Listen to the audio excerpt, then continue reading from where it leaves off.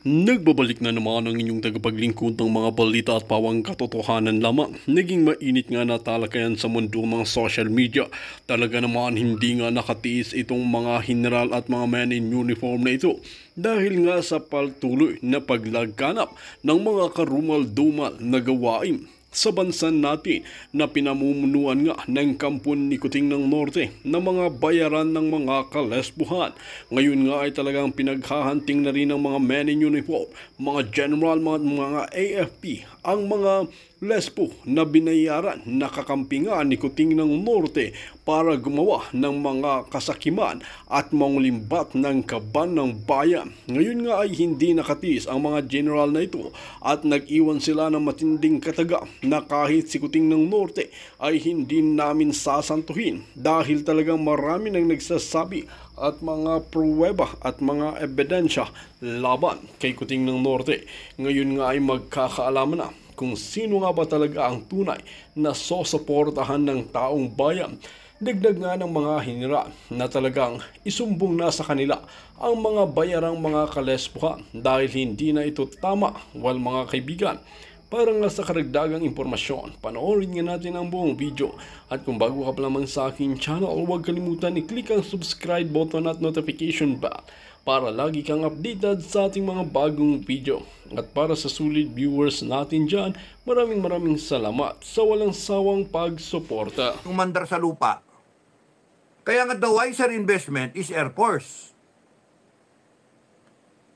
Kahit magkaroon ka ng 400 na fighter jet o 400 na drone, para pa-bulldozer ka ng lahat ng isla natin, meron kang isang squadron, naka-station dyan, mag-recruit ka ng marami, you increase yung Air Force mo, mga piloto mo, you have a conveyor belt na panay piloto, meron kang Top Gun, mga fighter pilot natin, i-multiply ninyo. Actually, drone na lang nga drone fleet para yung mga piloto hindi mamamatay, nandyan na sila. Naka-aircon sila sa isang container van. Air Force makes sense.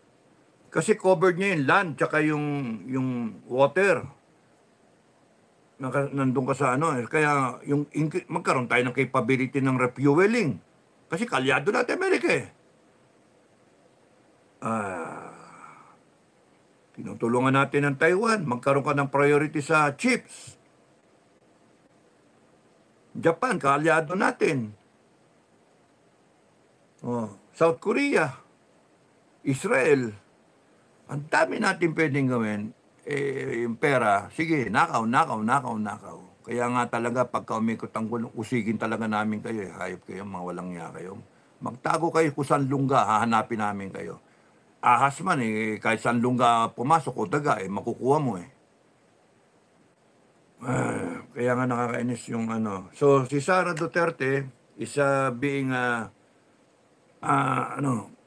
malakas na leader, magaling na leader, strong personality, humble, sutil, no? She delivers the message in a nice way. Nakabahan ka, yung ganun ba?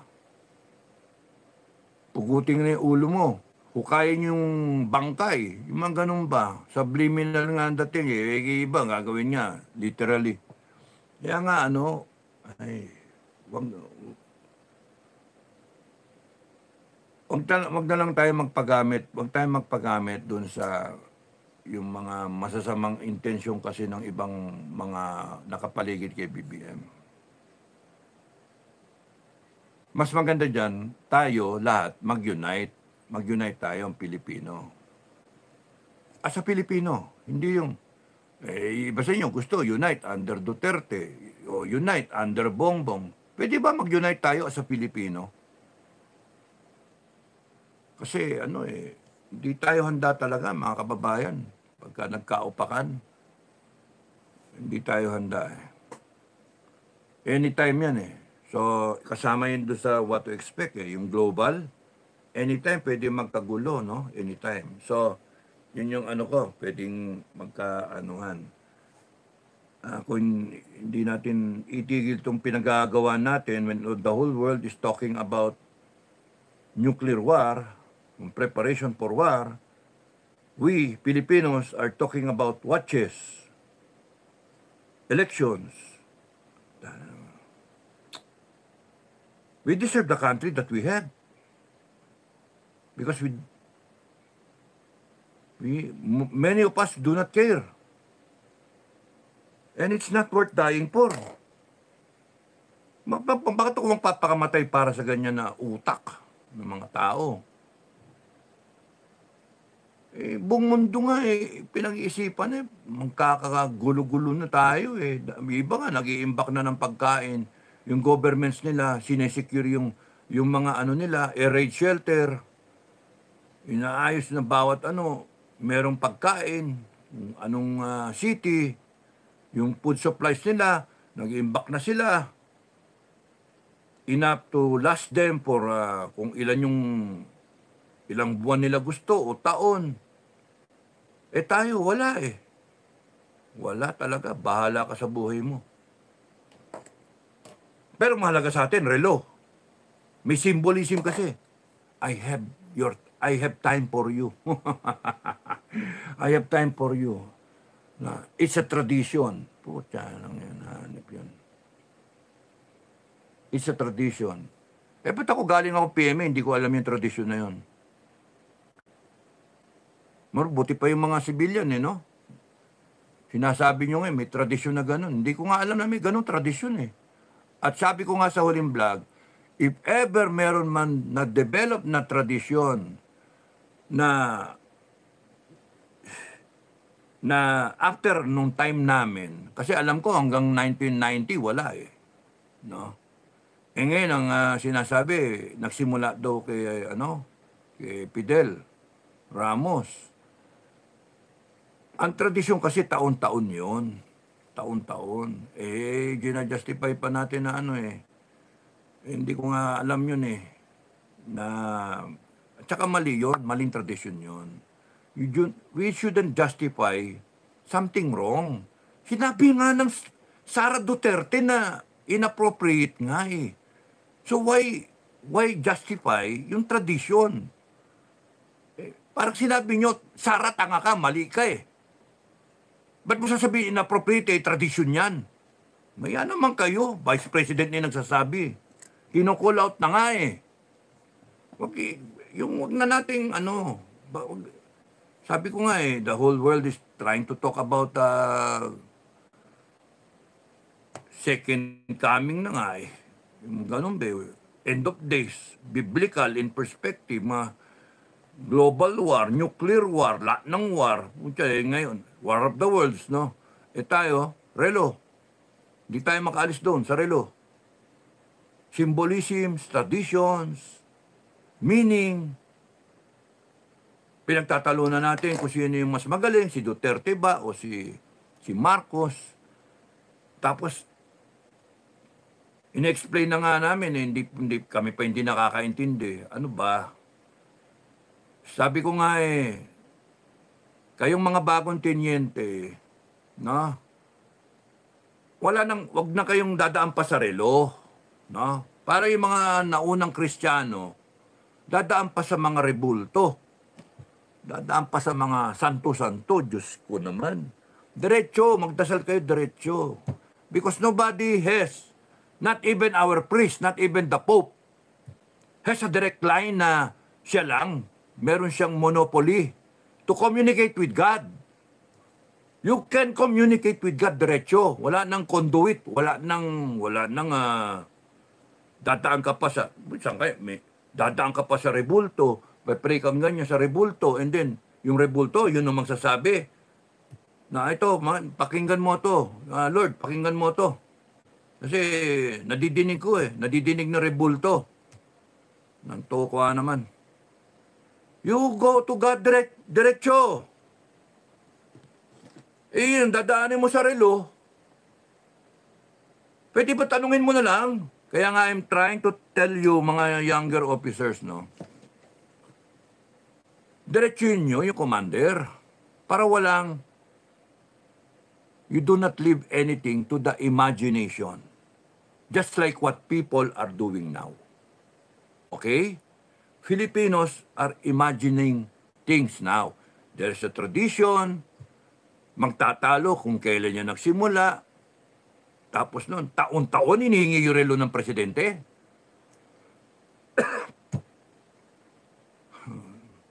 Ang Traditions Academy, for example, dunking, taon-taon yun, kada graduation, tinatapon yung first class doon sa pool. Tradition yun. No? Taon-taon yun. Yun yung tradisyon. Pagka sinabi kasi natin na ano, yun yung ano natin. May mga nagko-comment, sir, tradisyon yan. Diyos ko naman, huwag naman, tradisyon. O sige, sino yung mga nawala ng relo? Si Ramos, si Pinoy, di ba? Gina-justify pa yan kung ano-anong justification. Kaya nga, wag na lang. Kasi nga, mali. Sinasabi ko ng mali.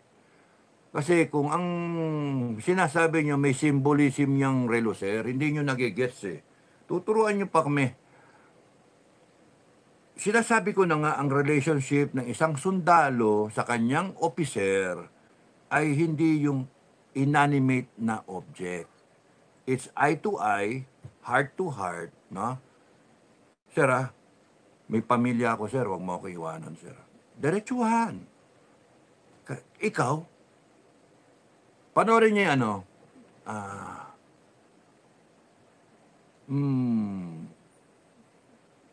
A Bridge Too Far. No, yun, A Bridge Too Far. Panoorin nyo. Meron dong portion na yung tiniente, kinakausap yung sarhento. Na, pangakuan mo ko na hindi ako mamamatay. Sabi niya doon sa sarhento. Yung sarhento, naaasar doon sa tiniente. Ano ka ba? Hindi ko kontrolado yung buhay mo. Di sabi ng, para lang umuo na, sige, para tumahimik. O sige. O sir, akong bahala sa'yo, hindi ka mamamatay. Hindi, seryoso ko. Sabi mo sa akin ngayon, promise mo. Promise, hindi ako mamamatay. Di sige. Tinamaan sa ulo yung yung tiniente. Nakita niya, may tama. Sabi, patay na, dineclare patay. Dinala niya sa doktor, tinutukan niya yung doktor. Operahan mo yung official ko.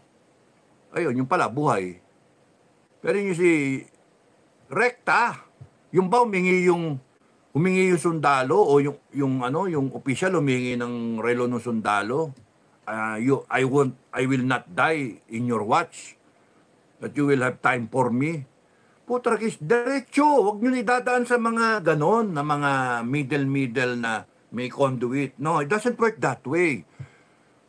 A soldier and an officer, pagka na-assign kayo sa bakbakan, pwede kayo eye to eye. Bago kayo mag-jump up, mag-explain yung official. Sasabihin, And yung official, binomotivate yung tauhan niya.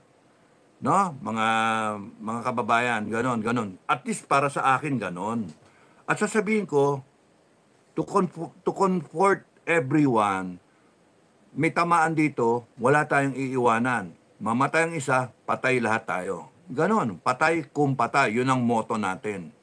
And yung mga bata, 6 company, tanungin niyo yun, first company, okay silang magpatrolya. Okay silang tamaan. Kasi alam niya, hindi siya mamamatay. Umaway nga ako ng inaway ko nga pinagmumura ko yung mga opisyal na mataas pa sa akin kang kernel Tiniente lang ako noon. Tinamaan yung katabi ko, mamamatay, loss of blood. May pangako ako, walang iwanan. Si Sapinoso, yung sinabi ko, sinabi na siya yung, ayun, tinamaan. Patay. Sabi ko, ayun, patay. Ay, gumagalaw pa. Buhay. Sir, may tama ako. Tapos siniwa ko yung pantalon niya, kinapa ko kung saan yung dugo. Nawakan ko yung bird niya, nawakan yung itlog niya, no?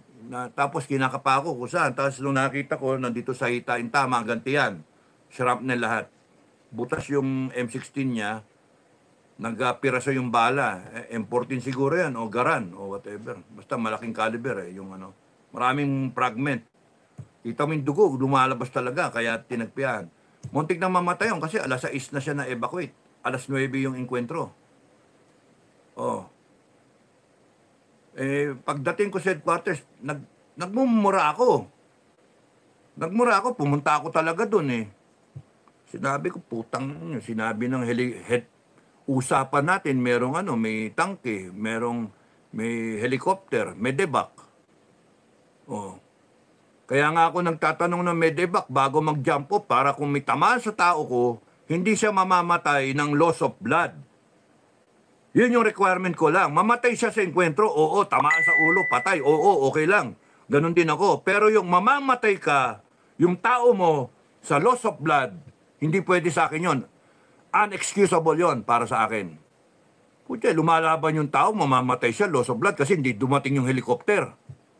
Magpapadala kayo ng sundalo sa gera, tapos nun okay lang yung tamaan siya, okay lang sa kanya eh. Pero yung walang suporta, doon nakakapikon.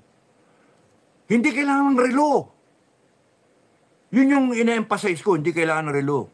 Kaya wala nang talinghaga, wag na kayo wala na tama. Explanation. Hindi tayo makamove on sa relo eh. Binibigyan niya kasi ng meaning masyado. When you talk about leadership, it's not inanimate objects. Walang symbolism, no. And people who have been in battle know that. Anong relo-relo? Eye to eye with the commander, heart to heart.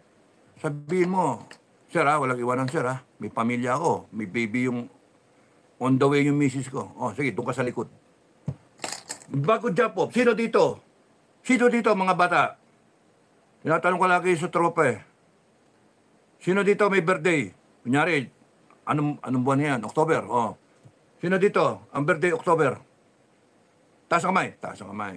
Alis, doon kayo sa likod. Sino dito ang birthday? November. Kasi signos eh. Malapit na ang birthday. Baka hindi umabot. Taas ang kamay. Lahat ng November. Taas ang kamay. Sa likod. Doon kayo. Sino dito ang pakiramdam makakapatay na rebelde? Yung naglalaway, parang asong ulol. Yung mga parang may rabies pa. Ganun. Taas kamay. Oh, ito kayo. Sa akin. Sa harap. Ganun ako. Tanungin yung tropa ko. 6 company. Kakatuwaan niya eh. yung mga yung iba naman taking advantage. Birthday kunwari buwan-buwan lagi na sa likod. Ayaw mamatay. Pero yung tropa, kasi pag nakita nila yung official, malakas sa loob. Lumalakas yung loob ng tropa. At saka pagkang alam namin niya, patay kung patay at walang iwanan, matapang yung mga tropa. Walang relo. Walang relo. Yung I have time for you, I will not forsake you during my watch, mga ganun ba. Kasi that's all that's all drama, no? And you do not anchor yung buhay ng tao sa isang relo. No? You anchor, ito ang mahalaga mga kababayan Na-explain ko, I'm trying to connect no? At AFP, no? BP, Marcos, no? Tatay Digong. Yung mga relo-relo na yan, symbolism lang yan. Pero we would appreciate, we do not anchor our lives sa isang relo. We anchor our lives sa commander. Exactly the point of Sarah. Inappropriate yung humingi ng relo. Pero wag mong pahiya.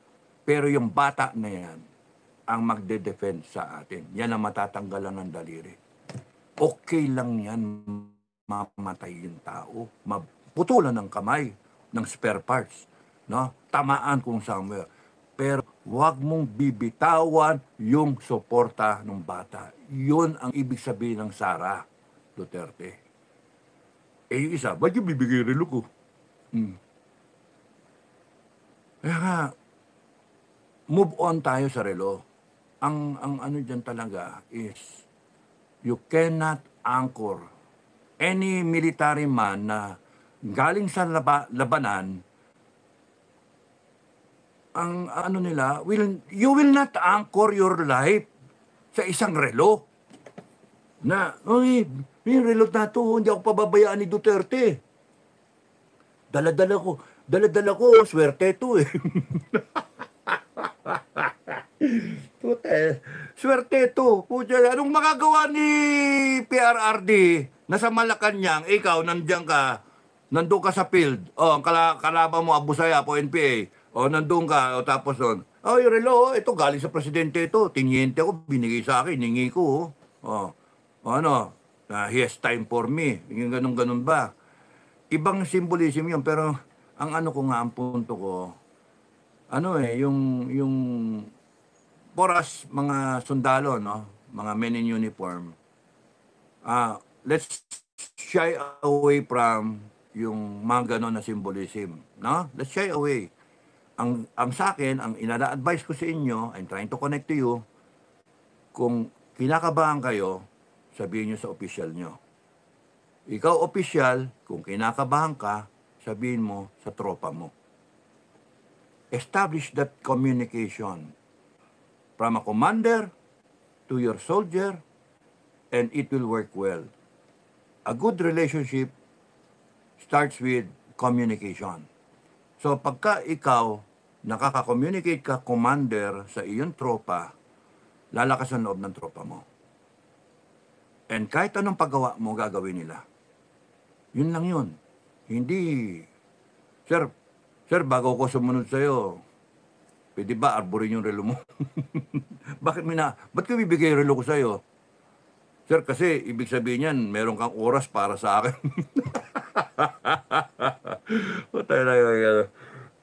Nasa ano kayo, danger zone kayo, Mario Joseph. Diretso. Wala nang mga ganong symbolism. Diretso, no? Wag natin bigyan ng kung ano-anong explanation. It doesn't work that way, no?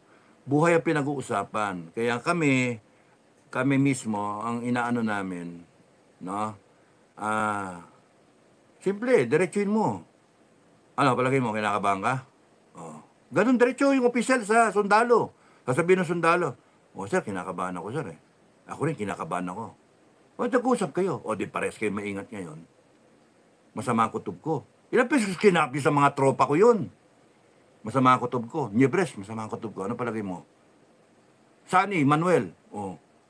Sa Soberano, Pilipino. Matias. Diba? Redubla. Sorry, Bakod. Shucks. Sikaw. Ano pa isa? Sorry, kalimutan ko yung isa. Favorite ko yun eh. Si Romy. No, si Romy. Sabi ko, pagka masama yung kutob ko, sinasabi ko eh. Para mag-ingat din sila. Yun, no? Ay, si Sir. Hinakabahan na si Sir. Ibig sabihin, may anting-anting si Sir eh. Hinakabahan si Sir. Parang may masamang pag kinabahan ako, may masama nangyayari eh. Ay. Proven yan. Pagka kinabahan ako, may masama nangyayari. Instinct ba? Instinct. Gut feel. So, you communicate, di ba? Wala na yung mga talinhaga na yan, meaning na yan. Because it doesn't get you anywhere. If you gripe, you tell your superior, sir, tatampo ko, sir. Bakit naman? Sir, parang may favoritism ka eh. Yung gano'n, nag-communicate kayo eh. Hindi yung, sir, tatampo ko, bakit siya binigyan mo relo? Ako hindi. Sir, ikaw lang, may oras ka lang sa kanya, sa akin wala, sir. Puta, nakita yung ganun ba? Kasi pilit na pilit yung yung kwento. So, ano pa ang expect nyo? Si Sarah, ang symbolism niya, kung si Bongbong fall, si Sarah rise, no? She symbolizes the rise of a leader, symbolizes a peace. Kay Bongbong, war eh. Kay Sarah, peace. Prosperity. Kay Bongbong kasi corruption eh. Bangag, drug, etc. Security, war. Security, risk lahat. Mantalang kay Sarah, there is a chance for peace. No? Kaya nga, the sooner that there is change, the better for the country. Yon ang dapat nyong intindihin, mga kababayan. Hindi yung relo-relo. Hindi relo-relo. Ang pagtuunan natin ng pansin ay yung how can we move the country forward? How can we unite? Lahat tayo, Pilipino, mag-unite towards a better country. Let's try a whole of nation approach. Hindi yun naghihintayan. No, hindi yun naghihintayan. Excuse me. Walang mangyayari. Magka naghintayan tayo. Ano pa ang gusto mong sabihin?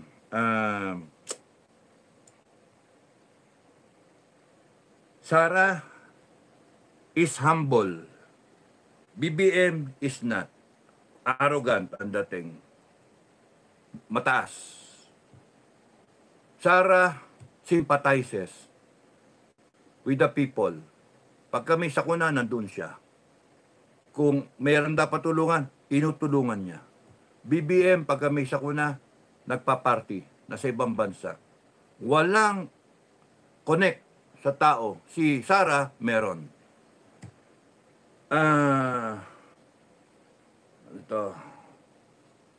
Sara symbolizes the future of the country. Future of the Filipinos. The next breed of Filipinos, the next generation, and probably a Singapore-like Philippines. No? How?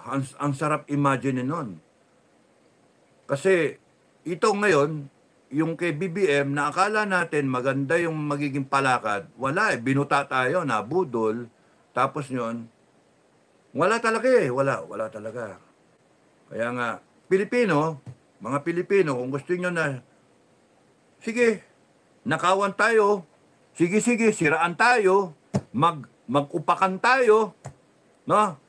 Kung we continue disunited, bahala kayo. Kasi that will give them the chance na umabot hanggang 2025 election. Yun ang motivation nila. Paabuti na lang natin to ng 2025 and we become stronger. Sa ngayon, nagdedelikado tayo. Alam na nila yan, nagdedelikado tayo. Kaya hands off muna, hands off. Huwag niyong pupersen kasi baka magbiglang mag-people power. Mayari tayo. Tigil muna niya, tigil. Tigil niya na muna yung tatay, tigil niya na muna yung kay Sara. Mag-ano muna tayo, kunwari, magsalita, magbigay ng statement, wag. Para yung kulo lumabas. And then, paabutin na lang natin ng 2025. Then we become stronger. And when we're, from now to 2025 elections, we pick up pace, we corrupt more agencies, we corrupt more people because we have the money. Okay. And then, hindi natin alam kung ano magiging labas ng eleksyon, which is malapit na, November 5 ba yun? So,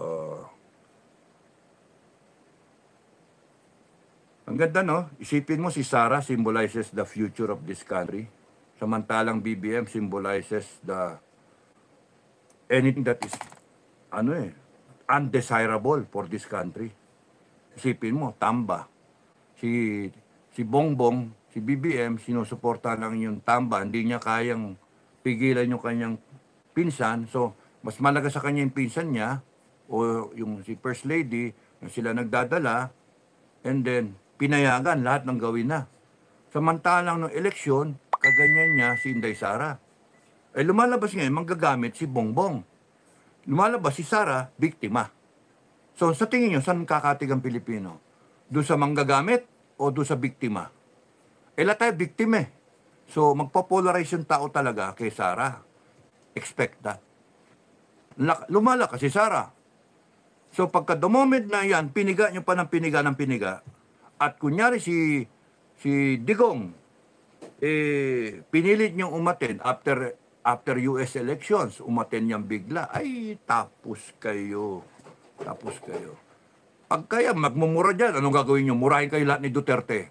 Sige nga, murahin kayo. Putang ina ka, ikaw gago ka. Ikaw Ikaw gago ka. Ikaw gago ka rin. Lahat kayo, putang ina nyo. Is that on the record? Pucha na. Oh, si Duterte, minura yung buong Congress. Ano, iko-contempt nyo? Sige, contempt nyo. Kulong nyo. Tingnan nyo, yari kayo, tapos kayo. Yun yung mga, pero siyempre, yung mga handler dito sa kabila na grupo, hinahinay lang, delikado tayo. Huwag niyong paabutin nyo na magkaroon ng people power. Kasi, hindi tayo makadeclare ng martial law. Oh, bakit? Bakit di makadeclare? Kasi marami na nagsasabi. People of the Philippines, sovereign will. Ito lang constitution. Nagbibigay ng power sa presidente na ninuklok ng taong bayan. At saka nandyan ang FGF. Marami yung FGF eh. Yung referee. Pucha, sasagasaan tayo ng referee. Wow. Kaya tumino kayo, mga puta na nyo, hayop kayo, gago kayo. Binaboy nyo Pilipinas. Kaya lubayan nyo na lang, good governance ang sagot dyan. Gusto nyo tumagal kayo, makatapos kayo hanggang 2020. Tama na, nakaw, tama na. Magandang eleksyon. Ayusin nyo na lang para yung armed forces nyo hindi mapilitan na kumilos pagka nagkaroon ng people power. Because the moment na magkaroon ng people power at umabot siya doon sa punto na yung tao ayaw magpatawad, ay yari kayo. Bitay talaga kayo, bitay. Walang keme-keme. Wala, bitay. Declare ng revolutionary government. Ayun. Kaya, kung ako mag-a-advise, I would advise yung properly. Hindi yung kung ano-ano, hindi yung maglalagay ka ng isang tao sa pwesto and then bara-bara tayo. Walang mangyari sa bansa natin. Kaya nga, mag-vlog ako kung kunyari may nagbabalak dyan mag-revolutionary government, ganito